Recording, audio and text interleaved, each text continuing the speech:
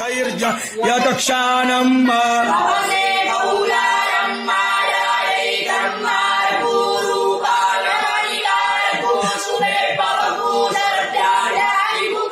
शादी, रोजगार, पदोन्नति के झूठे वादे और गलत पहचान प्रकट कर जो यौन संबंध बनाते थे उसको अपराध की श्रेणी में पहली बार नरेंद्र मोदी सरकार लाया।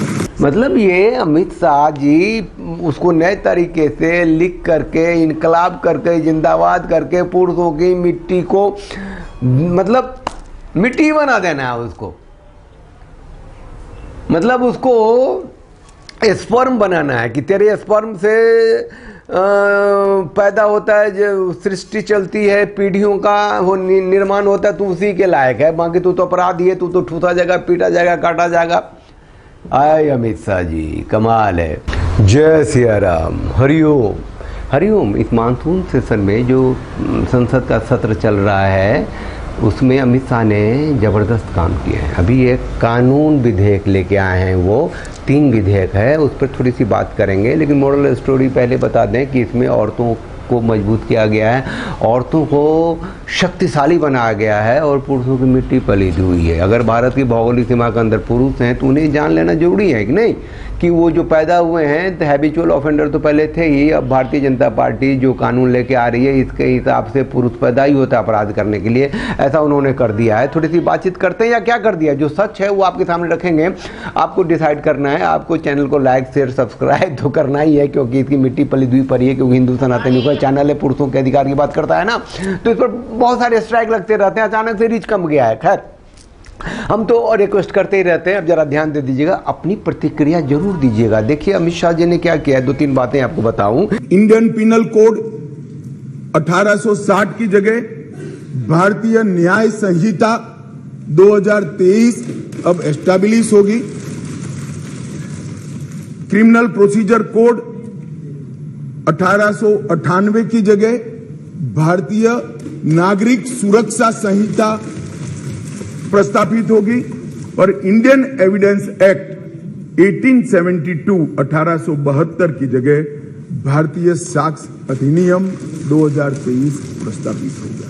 आईपीसी जो 1860 था उसको हमने कर दिया भारतीय न्याय संहिता 2023। जो सीआरपीसी 1898 था उसको हमने कर दिया भारतीय नागरिक संहिता 2023। और जो इंडियन एविडेंस एक्ट था उसको हमने कर दिया भारतीय साक्ष्य अधिनियम 2023। तो उसको अब क्या हुआ, इंडियन को भारतीय कर दिया 1860, 1898, 1872 को 2023 कर दिया। तो ये चलो कागज पे लिख दिया कि भैया हम भारत के हो गए। ये कभी मोदी जी ने कहा था कि वो जो है कि हमको सबसे पहला काम ये करना है कि जो हम गुलाम थे उसकी निशानियों को मिटाना है। उन्होंने ये नहीं कहा था कि जो पुरुष हैं इस देश के उसको गुलाम बना के रखना है, उसको पैरों के नीचे मतलब रगेद देना है। खैर, तो अब खास बात जो क्या है, जो मैं बात करने के लिए आया हूँ, उन्होंने ये बताया कि ये जो अंग्रेजों के बनाए हुए कानून थे उसमें जो महिला अपराध है उसको बहुत नीचे रखा हुआ था। सबसे पहला चैप्टर इसमें आएगा महिलाओं और बालकों के साथ अपराध। दूसरा चैप्टर आएगा मानव वध और मानव शरीर के साथ जो अपराध होते हैं उसका आएगा। सबसे जो इम्पोर्टेंस है, सबसे महत्वपूर्ण है, वो महिलाओं के प्रति अपराध है। बहुत अच्छा काम किया उन्होंने, ऐसा कर दिया। ठीक है, महिला जो सबसे ऊपर में है उसके प्रति जो अपराध होते हैं उसके लिए उन्होंने क्या क्या किया वो जरा मैं बता दूं। यौन हिंसा के मामले में पीड़िता का बयान कंपलसरी कर दिया गया है और यौन उत्पीड़न के मामले में बयान का वीडियो रिकॉर्डिंग भी अब कंपलसरी कर दिया है। पहले यौन हिंसा का बयान पीड़िता नहीं देती थी, कोई भी दे देता था, लेकिन एक और मजबूत बात किया है कि वीडियो रिकॉर्डिंग को कंपलसरी कर दिया है।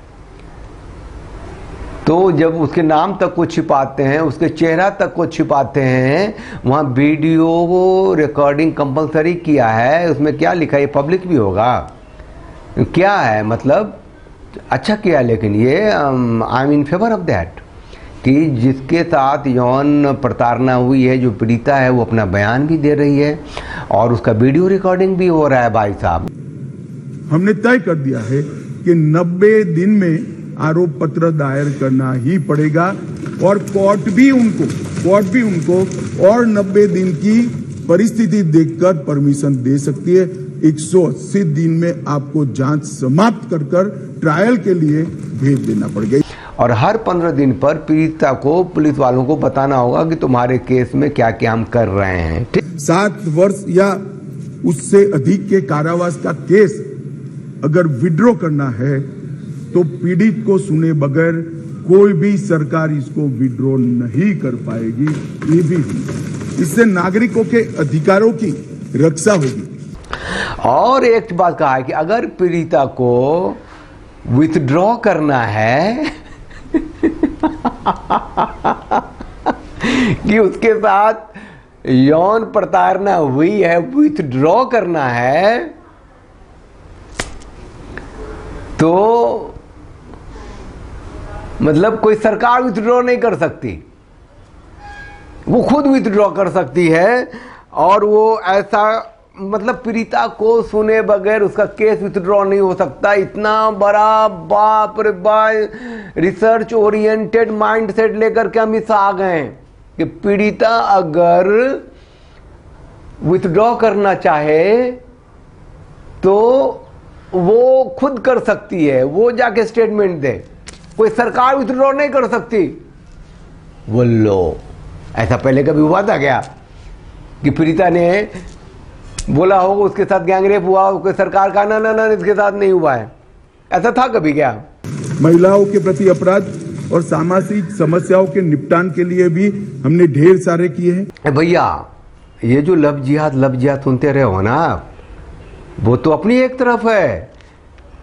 लव जिहाद तो बहुत दूर की बात है। अब सुन लो, उन्होंने कहा कि शादी, रोजगार, पदोन्नति के झूठे वादे या गलत पहचान बताकर यौन संबंध बनाने, शादी, रोजगार, पदोन्नति के झूठे वादे और गलत पहचान प्रकट कर जो यौन संबंध बनाते थे उसको अपराध की श्रेणी में पहली बार नरेंद्र मोदी सरकार लाया।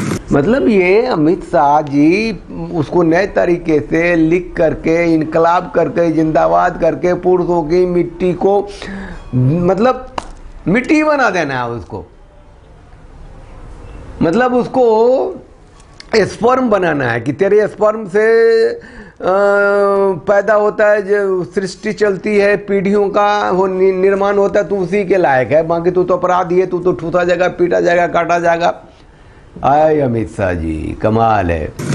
गैंग रेप के सभी मामलों में 20 साल की सजा या आजीवन कारावास का प्रावधान किया है, जो आज नहीं है। 18 वर्ष से कम आयु की बच्चियों के मामले में मृत्यु दंड का भी प्रावधान।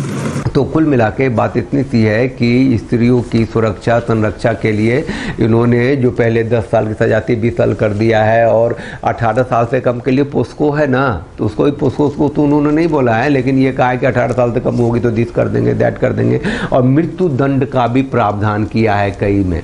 ठीक है, तो वो लंबा है, आप लोग देख लीजिएगा, लिंक मैं दे दूंगा। लेकिन इतना तय है कि अमित शाह ने कुछ भी नया नहीं किया है, बस शब्दों का फेरबदल कर दिया है।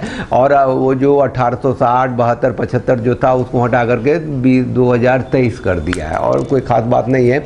पुरुष पहले भी मरे हैं, कटे हैं, जले हैं और कानूनों के नीचे आए हुए हैं, उनकी मिट्टी पली धुई पड़ी है, उसको और मजबूत कर दिया गया है, और कोई ख़ास बात नहीं है। चलिए, लेकिन आप पुरुष हैं तो कानून को समझिए, और समझकर जिंदा रहने में आसानी होगी, अपना आचार विचार तय करने में आसानी होगी। आप कहीं कुछ बोलते हैं, उठते हैं, संगठन में आते हैं, एक्टिविज्म करते हैं, तो नॉलेज भी जरूरी होता है। चैनल को लाइक कीजिए, शेयर कीजिए, सब्सक्राइब कीजिए, और जो लोग स्ट्राइक मारते हैं उनसे इस चैनल को बचाए रखने के लिए कम से कम प्रतिक्रिया आपने जरूर दीजिए, मजबूत प्रतिक्रिया दीजिए ना, जिससे कि गूगल को लगे कि इसके साथ लोग जुड़े हुए हैं।